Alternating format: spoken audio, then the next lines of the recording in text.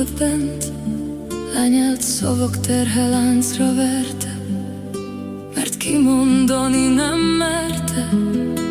Megölték, kitépték 100-szor, fáj, sajog és meggyötört, és mégis csendben ver még, ha bár már 1000-szer széjjel tört.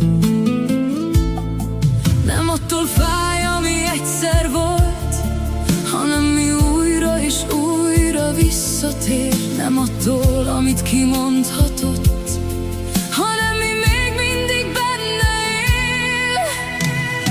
Nem egy penge vágta szét, 1000-szer szúrtak bele rég, és mindig az, aki szúrta át, aki hozzá közel állt. A szív nem egyszer vérzik el, hanem csendben minden éjjel bent őrzi összes fájdalmát, és mégiscsak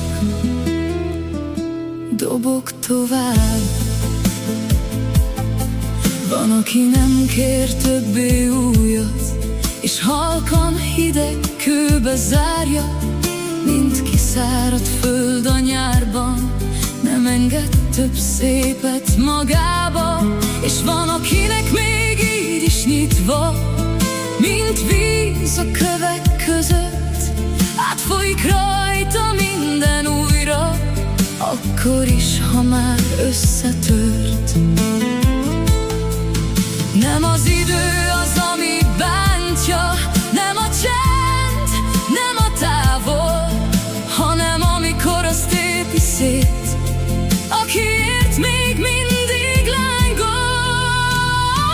Nem egy penge vágta szét, 1000-szer szúrtak bele rég, és mindig az, aki szúrta át, aki hozzá közel állt.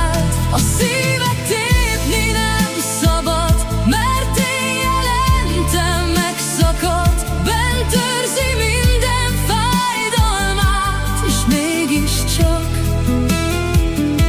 dobog tovább.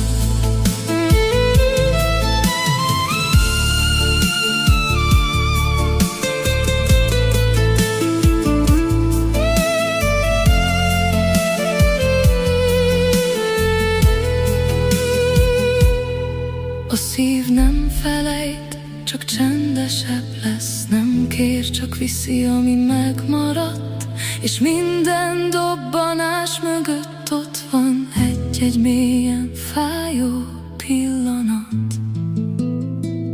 Nem egy penge vágta szét, 1000-szer szúrta bele rég, és mindig az, aki szúrta át, aki hozzá közel áll.